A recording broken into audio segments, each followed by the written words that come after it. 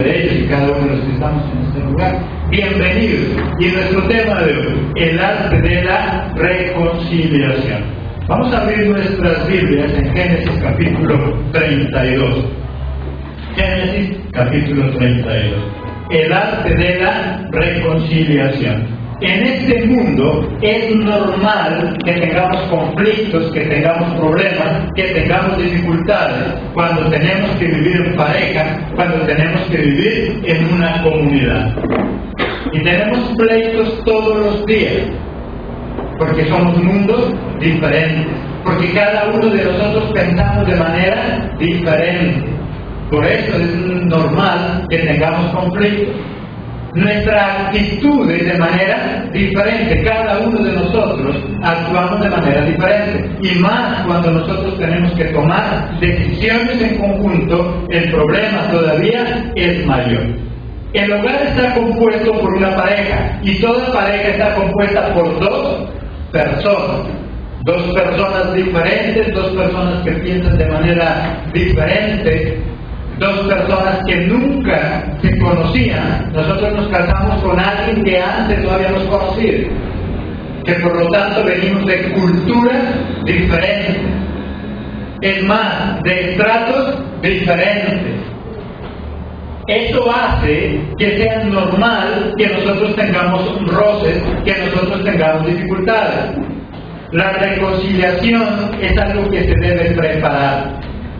Reconciliar es volver en amistad con alguien.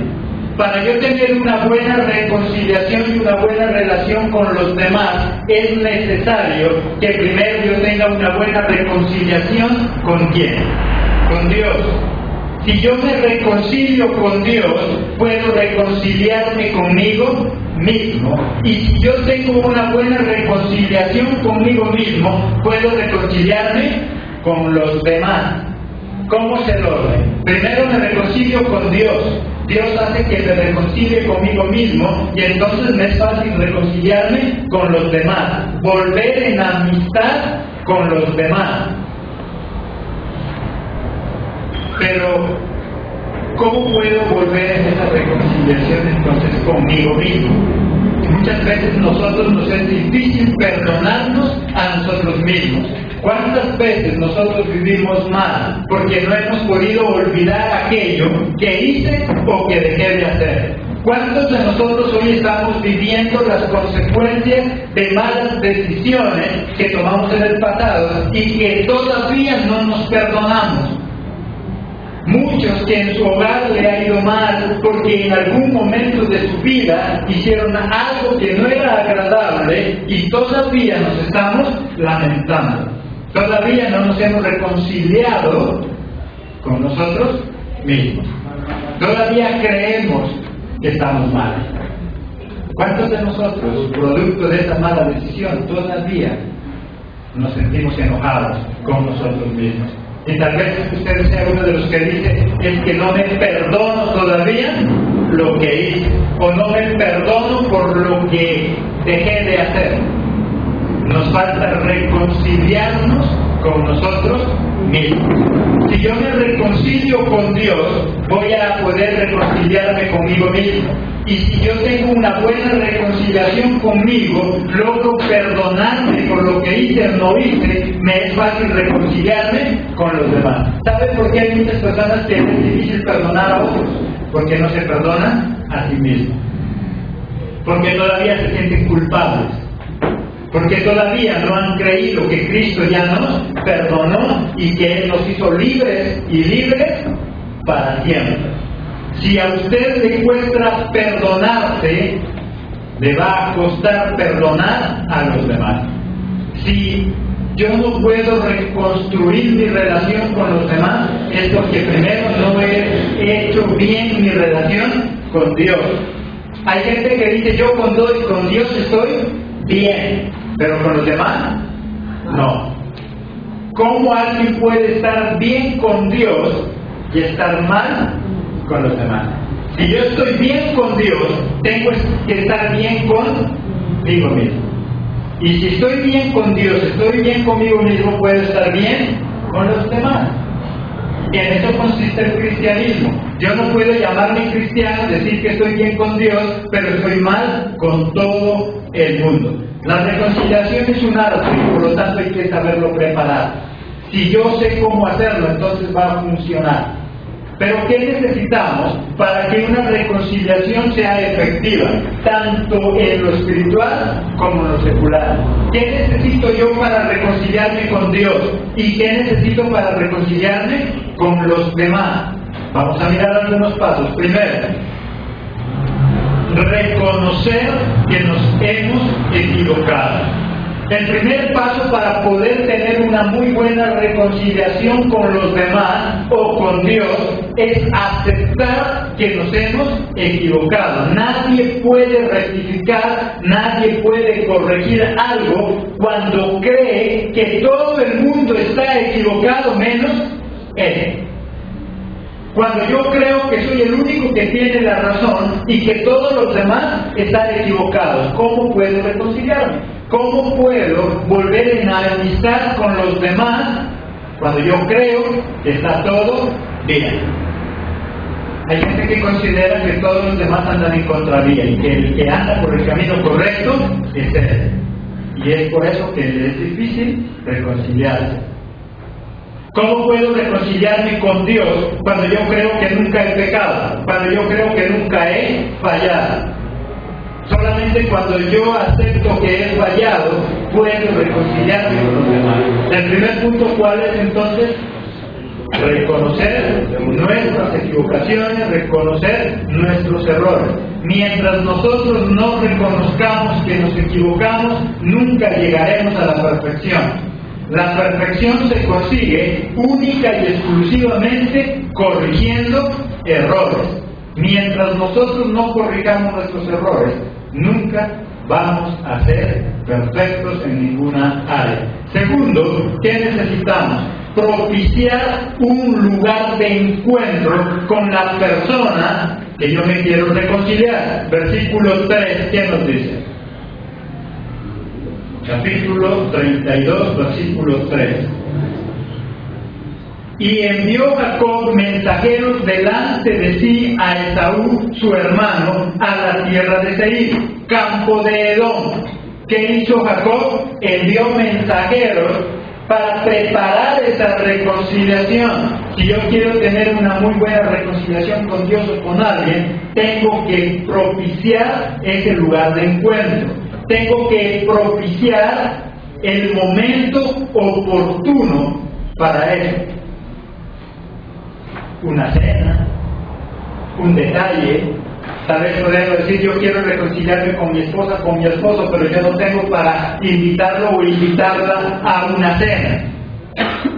Pero puedo propiciar el momento oportuno. ¿Cuál es el momento más oportuno en el cual yo puedo hablar con esa persona? A veces nosotros queremos reconciliarnos con nuestra esposa, con nuestro esposo, pero no es el momento oportuno. Tal vez no son las condiciones oportunas para hacerlo. Primero, ¿qué debo hacer? Reconocer que nos hemos equivocado. Segundo, propiciar un lugar de encuentro. Poner una cita con esa persona, con ese hombre, con esa mujer, con el esposo, con la esposa, con quien yo quiero reconciliarme. Y el templo es el lugar adecuado para reconciliarme con quién, con Dios. Por eso él dice, no dejen de congregarse como algunos tienen por costumbre. Solamente aquí en el templo es cuando yo me reconcilio con Dios. Busco el momento oportuno, busco el lugar correcto para poderlo hacer. Ya que es normal que todos los días tengamos conflictos. Las personas con quienes nosotros trabajamos son personas muy diferentes a nosotros. Las personas con quienes convivimos en nuestra casa son personas diferentes. Mi esposa es diferente, el esposo es diferente. Los dos venimos de mundos diferentes.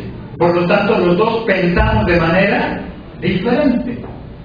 Por eso es que tenemos tanto roce en nuestro hogar. Por eso es que nosotros tenemos tanta dificultad en socializarnos con los demás. Porque somos personas totalmente diferentes.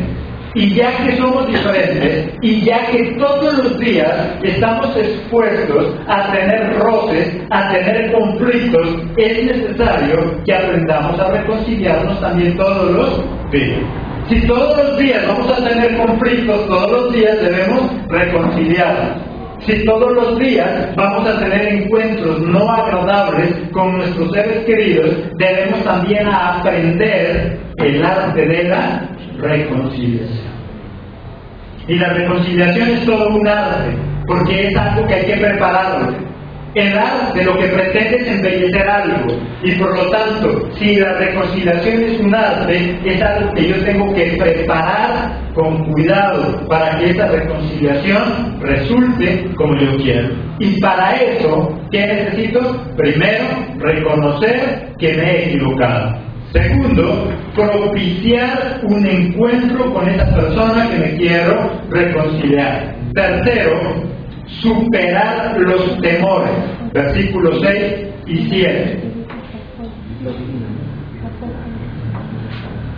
Y los mensajeros volvieron a Jacob diciendo: venimos a tu hermano Esaú, y él también viene a recibirte, y 400 hombres con él. Entonces Jacob tuvo ¿qué? Gran temor. ¿Y qué pasó? Y se angustió y distribuyó el pueblo que tenía consigo, y las ovejas y las vacas y los camellos, en 2 campamentos. Cuando Jacob se iba a encontrar con su hermano y se dio cuenta que su hermano venía con 400 hombres, ¿él qué sintió? Temor, miedo, porque su hermano lo estaba buscando ¿para qué? Para matarlo.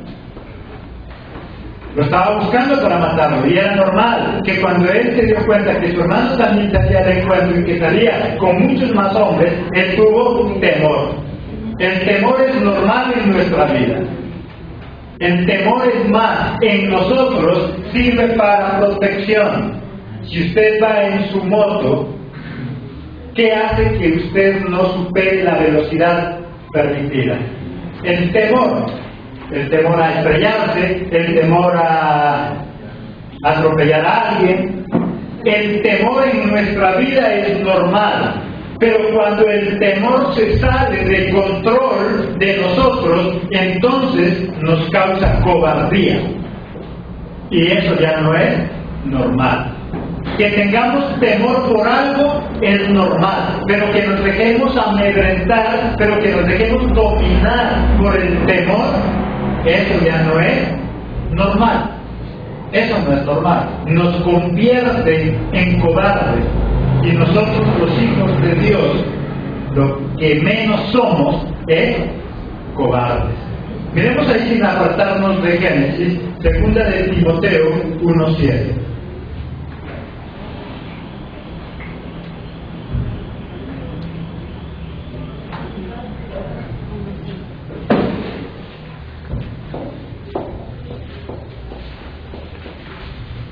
Segunda de Timoteo 1:7.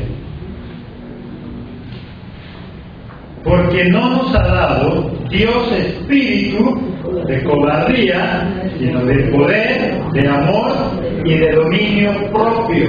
Porque a nosotros, los hijos de Dios, Dios no nos dio espíritu de cobardía, sino de ¿qué?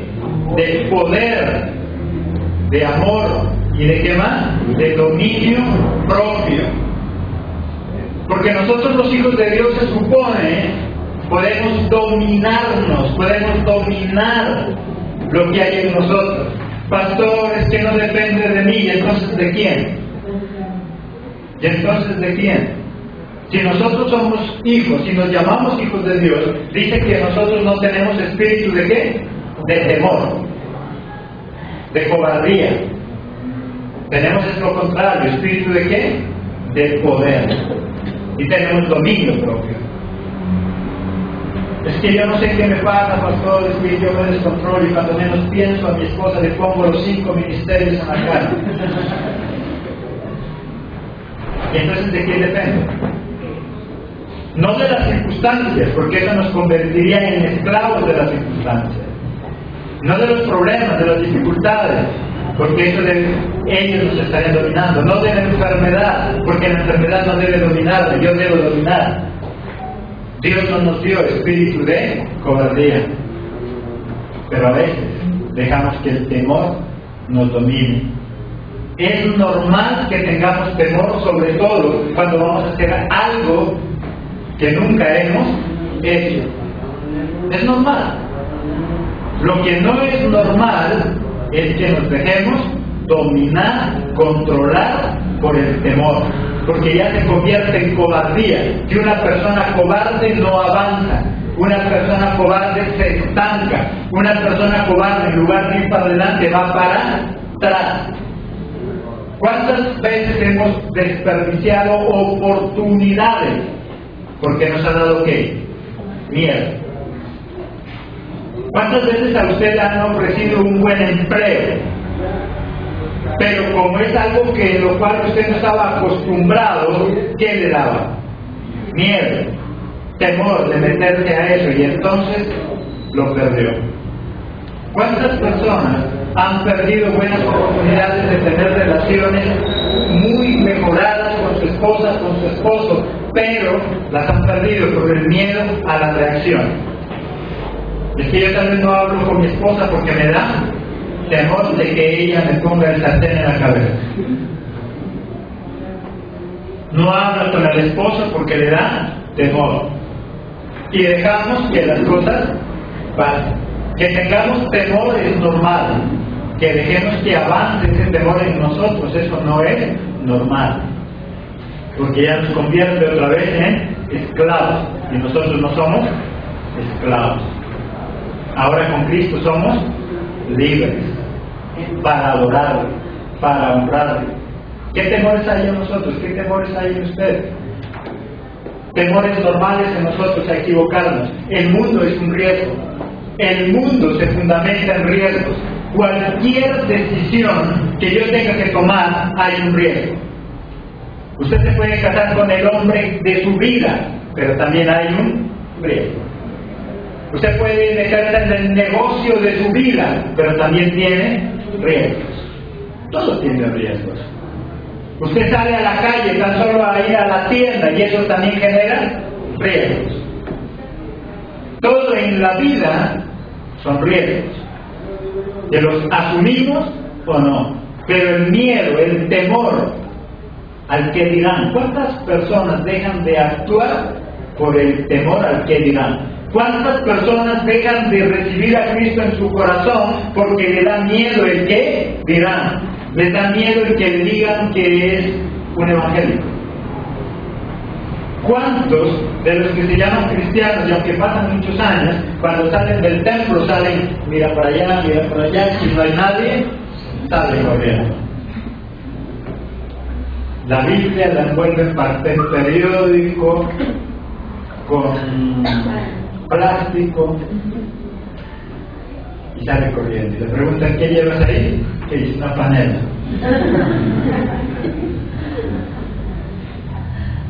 Porque le da ¿qué? Temor, le da miedo. ¿Y cuántas cosas por miedo hemos perdido? ¿Cuántas cosas por temor hemos perdido? Grandes oportunidades en nuestra vida las hemos perdido porque hemos dejado que el temor invada nuestro corazón. Si yo quiero tener una buena reconciliación y quiero hacer de la reconciliación todo un arte, ¿qué debo tener entonces? Primero, debo reconocer que estoy equivocado. Si usted no reconoce, si yo no reconozco que estamos equivocados, nunca vamos a corregir. Y solamente la corrección nos lleva a la perfección. No existe perfección sin corrección. Segundo, debo propiciar un encuentro. Debo buscar el momento oportuno. No todos los momentos son oportunos para hacer una buena reconciliación. Tercero, debo superar los temores.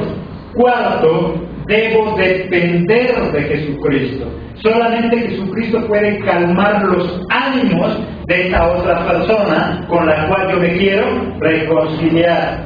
Solamente Jesucristo puede transformar la vida de una persona.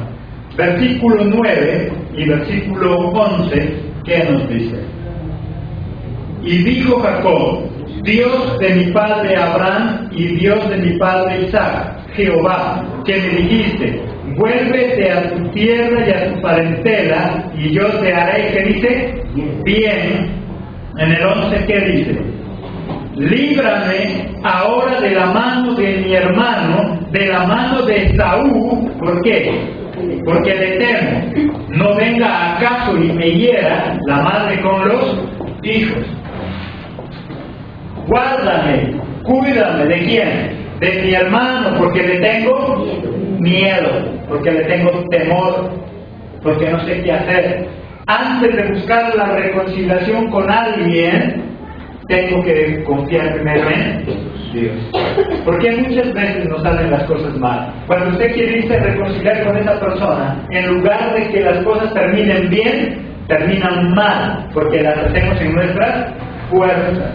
Solo Jesucristo puede preparar el corazón de esa otra persona. Solo Jesucristo puede hacer que las cosas nos salgan bien. Tal vez esta mañana usted tenga una decisión importante que tomar. Tal vez estudiar, trabajar, irse de viaje. ¿Ya lo puso en consideración con Dios? ¿Ya le presentó ese proyecto a Dios? ¿Ya vino a buscar primero de Dios para después irse a ese paseo? Pues tenemos un fin de semana festivo. ¿Ya vino a decirle a Dios: primero voy a buscar de ti y después me voy a pasear? ¿O primero me voy a pasear y después busco a Dios? Hay muchos que hacen eso. Primero van de paseo y después se acuerdan de Dios. Y cuando las cosas le salen mal, entonces se lamenta y se enoja ¿con quién? Con Dios. Jacob, ¿qué hizo? Dependía de Dios. Él sabía que iba a un encuentro con su hermano. Y lo primero que hizo, ¿qué fue? Buscar de Dios. Decirle: mira, yo voy a hablar con él, pero yo le tengo miedo. Ayúdame. ¿Qué tal si nosotros aprendemos también eso? Antes de que tomemos cualquier decisión, por mínima que sea. A veces nosotros pensamos que esa decisión que vamos a tomar no involucra nada, porque total no reviste de importancia. Y resulta que esa decisión, por pequeña que fue, causó grandes problemas. Y según nosotros, era una decisión que no tenía por qué pasar a este extremo. No sé si le ha pasado a usted. ¿Cuántas de las decisiones sencillas que usted tenía que tomar terminaron en tragedia? Y usted dice: pero es que yo no dije nada. Es que lo que yo dije era algo tan sencillo. ¿Y por qué se produjo tremenda catástrofe? Porque lo hacemos en nuestra fuerza. Y se suponía que lo que hablábamos era para mejorar esa relación y la terminamos empeorando. Jacob iba a hacer un proceso de reconciliación con su hermano, pero sabía que solo no lo podía lograr. Así que hizo él. Primero, se puso en manos de Dios. Esa decisión que usted va a tomar, no importa por pequeña que sea, puede desatar grandes cosas. Para bien o para mal. Por eso es necesario depender de Dios. Quinto punto: utilizar detalles siempre ayuda. Algún detalle. No busquemos la reconciliación a palo seco. Algún detalle, por insignificante que parezca, puede resultar en gran bendición. Versículos 13 y 14. Y durmió aquella noche y tomó de lo que le vino a la mano, ¿qué? Un presente. ¿Para quién? Para su hermano Esaú. 200 cabras y 20 machos cabríos, 200 ovejas y 20 carneros. Y ahí sigue la lista del detalle que él le iba a llevar. Esta noche se puso a pensar que al día siguiente se iba a ir a reconciliar ¿con quién? Con su hermano, y que era necesario llevarle un presente, un detalle. Un detalle en nuestra vida siempre mejora. siempre ayuda en esa reconciliación. Pastores, yo quisiera darle algo, pero no tengo. No todos los detalles cuestan. Sonreír de vez en cuando es algo que no cuesta, pero ayuda mucho. Haga este ejercicio, sonría, muéstrenle sus dientes.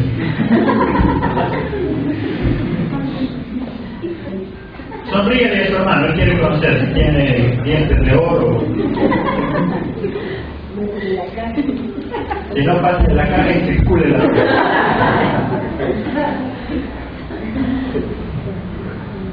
Una sonrisa no cuesta nada, pero ayuda mucho. Y es un detalle. Un detalle.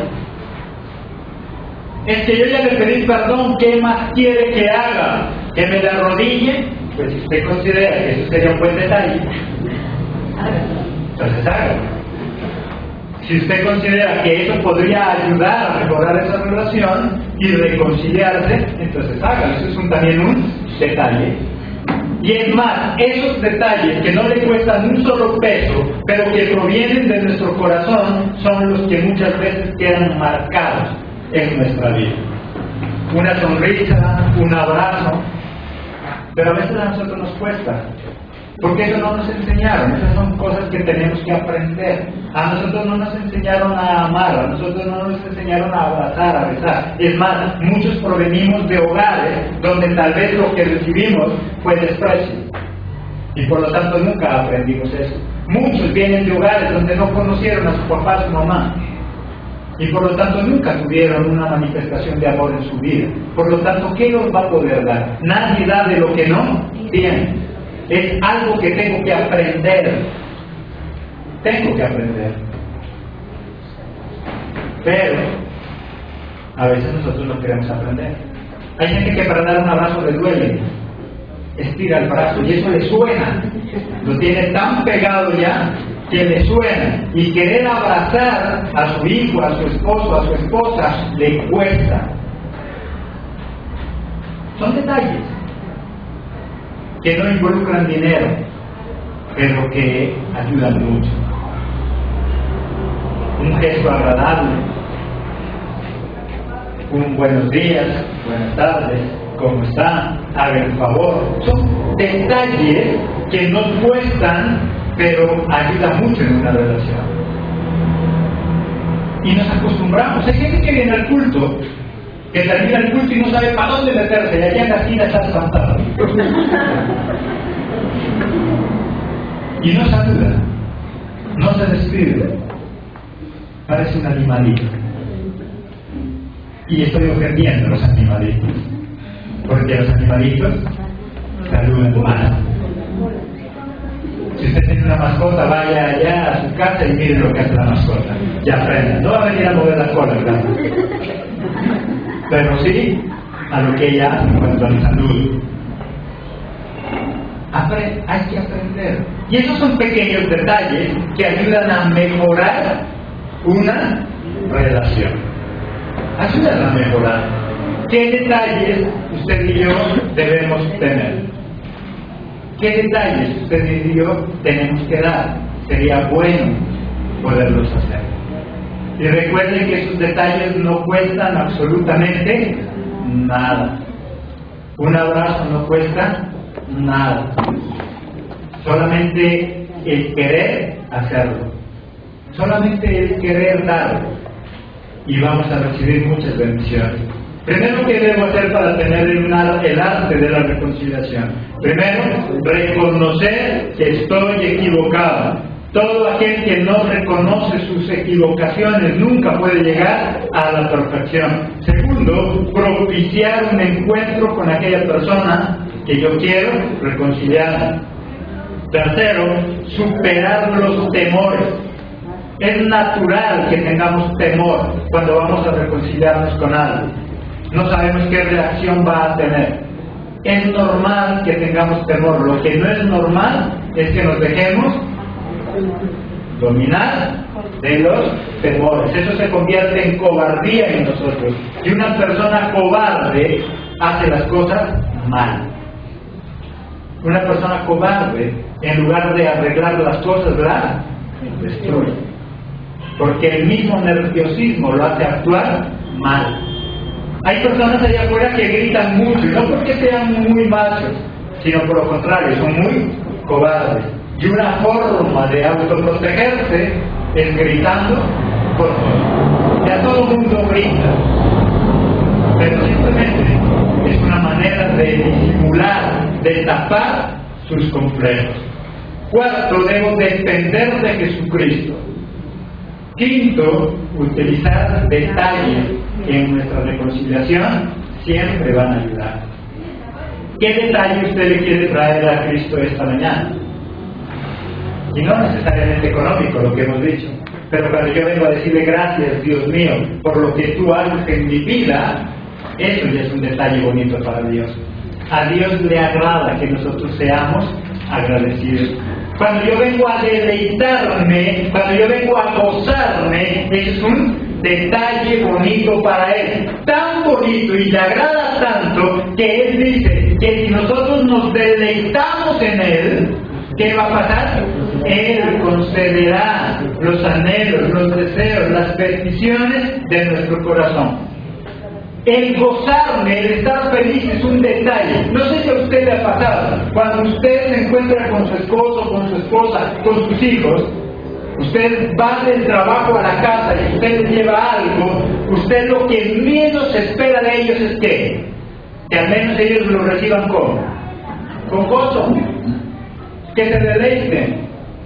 Como papá, usted puede estar comiendo, tal vez usted compra algo a medias para comerlo con su hijo, y su hijo está comiendo con tantas ganas y con tanta emoción. ¿Usted pide su parte? ¿Usted deja que él se lo coma todo? Y después su hijo dice, pero no me dijo, lo vi que estaba comiendo con tantas ganas, que uno se deleita, que uno se goza. Cuando Dios nos ve a nosotros deleitándonos en Él, el que se deleita es ¿quién? Dios. Él se goza. Cuando a nosotros nos ve gozosos aquí en su casa, Él se goza. Y está tan feliz que nos dice, tenga, todo es para usted. Es más, cuando usted está con su hijo y su hijo se acuerda, pero usted lo ve que está comiendo con tantas ganas y su hijo le da su parte, ¿usted qué dice? No, usted coma, yo no quiero. Tal vez usted está que las tripas le suenan, es una orquesta, ¿me entiende? Pero usted de verlo a él que está comiendo con tanto gusto, usted prefiere no comer. Y es más, eso es suficiente para llenarnos. Y lo mismo pasa con Dios. Cuando Él ve a su pueblo que le adora en espíritu y en verdad, cuando ve que nos deleitamos, se goza tanto que los regalos son para quién? Para nosotros. Si tú te deleitas, dice, yo concedo las peticiones de tu corazón. Ese es un detalle bonito. Cuando yo vengo al culto me deleito, es un detalle para Él. Cuando usted ve a su hijo agradecido por lo que usted le dio, es un detalle para usted. ¿Usted se siente más que feliz? ¿O hay alguien aquí que le exige al hijo que le pague por algo? No, pero tan solo verlo, que se deleite en lo que nosotros hacemos, hace que cobremos fuerzas y que trabajemos más todavía. Y lo mismo pasa con Dios. Ese es un detalle. Él dice que cuando yo vengo tengo que venir más que para pedirle a Él favores y exigirle milagros, tengo que yo traerle un detalle. El agradecimiento es un detalle bonito. Usted a alguien le presta algo y usted le vuelve a prestar por el agradecimiento, o no le vuelve a prestar nunca en su vida, también por su mala actitud al devolver. Puede ser que hasta le devuelva lo que usted le prestó, pero por su mala actitud de desagradecimiento no le vuelve a prestar. Esa persona puede ser tan agradecida que a lo mejor ni siquiera le devuelva y usted vuelve y le presta. ¿Pero por qué? Porque es una persona agradecida. Y eso es un detalle. Eso es un detalle bonito para esa persona que le hizo un favor, y más para nuestro Dios. ¿Qué detalles nosotros tenemos? ¿Qué detalles nosotros le traemos a nuestro Dios? Sexto punto: nunca te olvides de depender de Dios. Miramos ahí que Jacob dependía de Dios. Y el sexto punto, nunca te olvides de depender de Dios. Capítulo 33, versículo 1 al 3.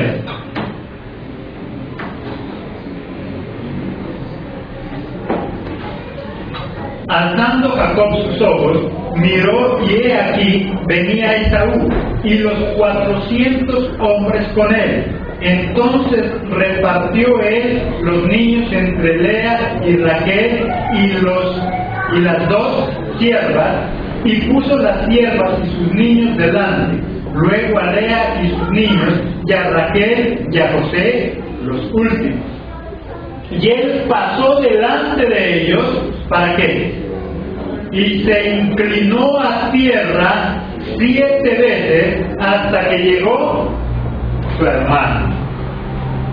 Ya lo había hecho antes, dependía de Dios, le pidió que lo ayudara, pero ahora antes de encontrarse con su hermano, se postró ¿cuántas veces? 7 veces, antes de tener ese encuentro. ¿Cuántas veces tenemos que hacerlo? ¿Cuántas veces tenemos que insistir? A veces a la primera vez no nos sale, la segunda vez tampoco, y es necesario insistir. Es que yo ya he insistido con él o con ella y no quiere cambiar. Tengo que insistir. Dice que Jacob él pasó adelante y ¿qué hizo? Se postró 7 veces delante del Señor. ¿Cuántas veces nos postramos delante del Rey? A veces nosotros decimos, no, lo que pasa es que Dios ya no me escucha. Es que yo ya me cansé de orar porque parece que Él no me va a hacer el milagro, hacer el favor. No sé cuántas veces tú y yo tengamos que postrarnos, vamos a tener que hacerlo. Tal vez si ya lleva 6, en la última podemos perder. Por no insistir. Jacob dependía de Dios, pero nunca dejó de depender. Hay gente que viene, ora, Dios le hace el milagro. Pero el problema es que depende de Dios hasta que le hace el milagro. Y cuando ya le hace el milagro, deja de depender de Dios. Viene y ora porque quiere el mejor salario, porque quiere el mejor cargo, porque quiere el mejor empleo. Y Dios se lo da. Y cuando uno lo encuentra en la calle, mi hermano, ¿por qué no ha vuelto? ¿Qué dice? Es que estoy muy ocupado. Es que Dios me ha bendecido con tanto trabajo. Y sí, la plata no le falta, pero te falta algo más, el amor, la comprensión. Ese hogar tuyo es un infierno, eso es una soledad terrible. Y harto trabajo, eso sí tiene harto trabajo, pero no le sirve para nada. Porque dependemos de Dios cuando no tenemos las cosas, y nos olvidamos de depender de Dios cuando ya las recibimos. Jacob nunca dejó de depender de Dios. Se inclinó, oró, se postró antes de salir al encuentro con su hermano, pero también se postró momentos antes de tener el encuentro. Dependía de Dios siempre. Nosotros dependemos de Dios solo cuando necesitamos. Y cuando Dios hace el milagro nos olvidamos.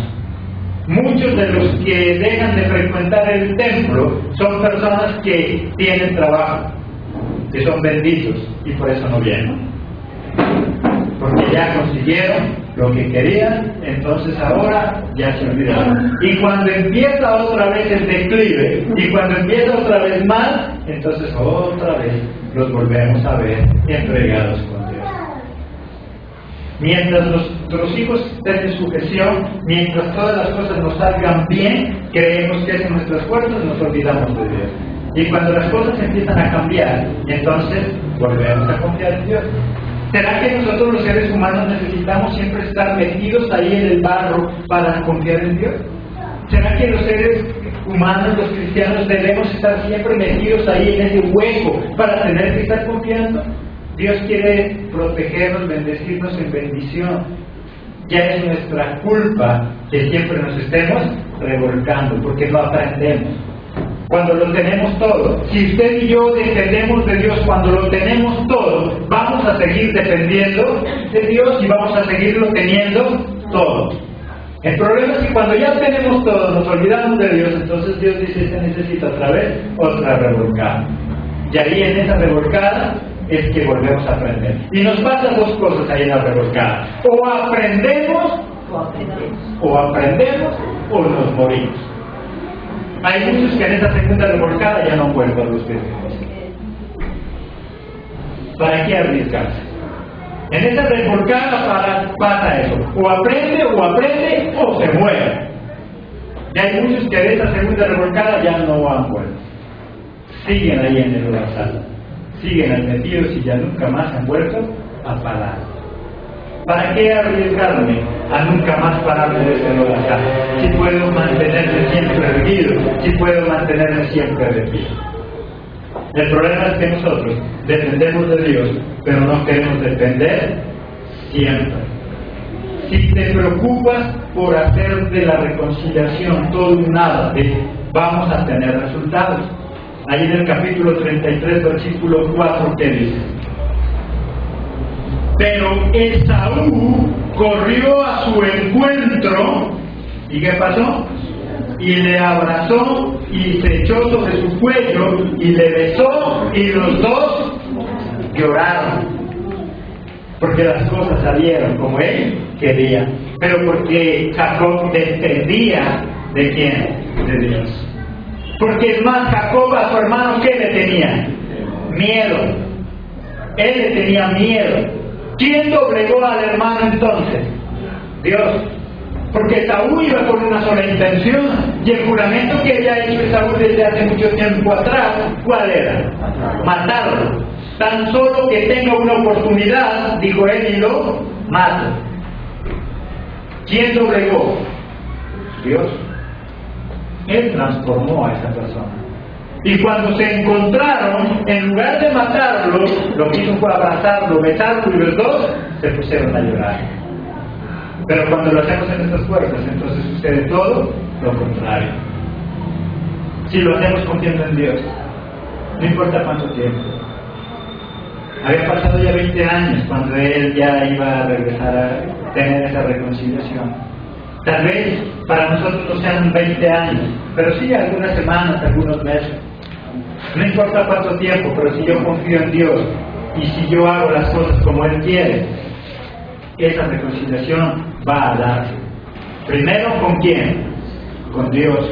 Tengo que aprender a reconciliarme con Dios para tener una reconciliación conmigo mismo y así poder tener una reconciliación con los demás. Si yo estoy mal con Dios, estoy mal conmigo mismo. Y si estoy mal conmigo mismo, estoy mal con los demás. Si no me puedo soportar yo, ¿cómo puedo soportar a los demás? Si no soy capaz de amarme a mí mismo, ¿cómo puedo amar a los demás? Tengo que partir primero de la reconciliación con Dios, la reconciliación conmigo mismo, y entonces tendré una buena reconciliación con los demás y las cosas se van a dar. El depender de Dios hace que las cosas salgan bien. El versículo 18 del capítulo 33, ¿qué dice?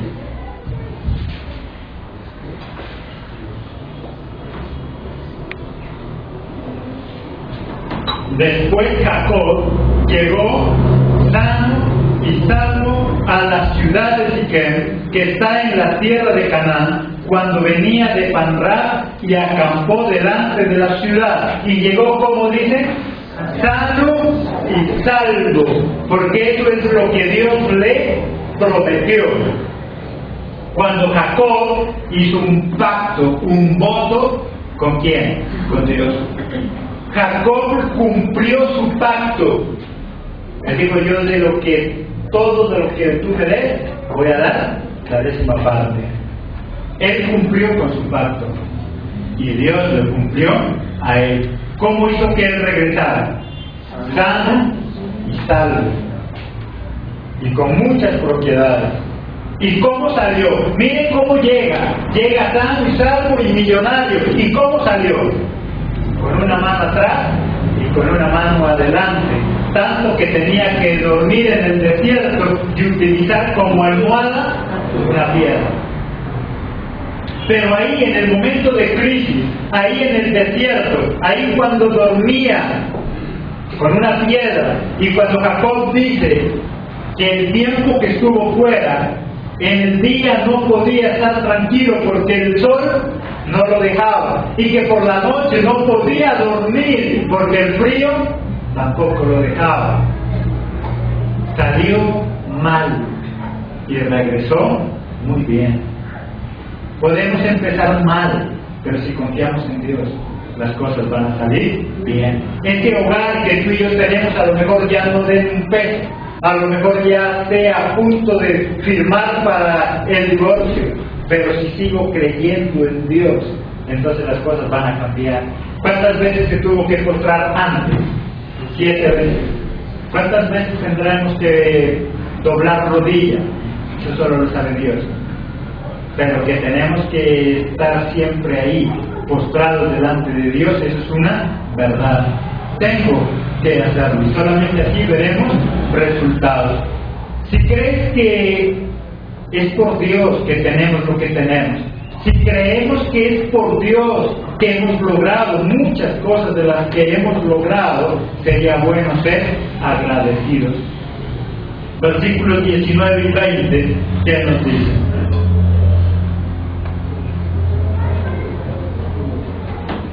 Y compró una parte del campo donde plantó su tienda de manos de los hijos de Hamor, padre de Siquem, por 50 monedas, y erigió allí, ¿qué cosa? Un altar, y lo llamó Elohim Israel. Cuando él llegó sano y salvo, ¿qué es lo que hizo?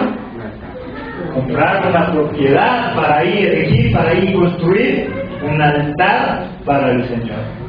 Porque él era agradecido, porque él sabía cómo fue que salió y sabe ahora cómo regresó. Porque él había hecho un pacto, un compromiso con Dios y él lo iba a cumplir. Lo primero que hizo cuando ya llegó estando bien fue cumplirle al Señor, cumplirle a Dios, ser agradecido. El agradecimiento abre puertas, el agradecimiento hace que tengamos gracia delante de muchas personas. Pero lo que más nos cuesta a nosotros los seres humanos es ser agradecidos. Jacob sabía muy bien cómo salió un día de ese lugar. ¿Cómo salió? En la pobreza absoluta, sin nada, corriendo de ese lugar. Es más, salió de ese lugar porque su hermano lo estaba buscando para abrazarlo, para matarlo. Pero ahora cuando llega, el que lo recibe con amor y con abrazos y besos, ¿quién es? Su propio hermano, que antes había jurado matarlo. Y ya no sale con hambre y con frío y llorando, ahora sale y llega con muchas propiedades. Y por eso él, con Dios es agradecido. Porque a veces como congregación pasamos necesidad, porque somos mal agradecidos. Porque hemos hecho un pacto de que si Dios nos bendice le vamos a cumplir a Él con nuestro diezmo y no lo hacemos. Y por eso hay faltante en la congregación. Si tenemos cosas es por la misericordia de Dios. Una bendición para Dios. Una bendición de Dios. Por eso muchos a través de la televisión hoy nos están viendo. Y por eso podemos hoy transmitir un programa al aire por televisión, pero porque Dios es el que nos da, porque Dios es quien provee, porque Él es bueno, porque Él es maravilloso. ¿Cómo no ser entonces agradecidos con ese Dios maravilloso? ¿Qué tenemos que hacer entonces? Agradecidos y nunca dejar de depender de Dios, solamente Él. Pero es necesario trabajar en esa reconciliación. Si todos los días estamos expuestos a tener conflictos, dificultades con los demás, es necesario que aprendamos todos los días a reconciliarnos también con los demás. De eso depende que tengamos una vida de éxito. De eso depende que vivamos bien como Dios quiere que vivamos.